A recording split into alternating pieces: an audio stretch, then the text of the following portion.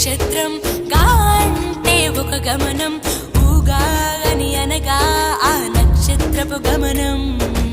ఊగాది అనగా నక్షత్ర గమనాన్ని లెక్క కట్టడం ప్రారంభించిన రోజు అని అర్థం. తెలుగు జాతికిది శ్రీకారం, ఇదే కొత్త మన సంవత్సరం.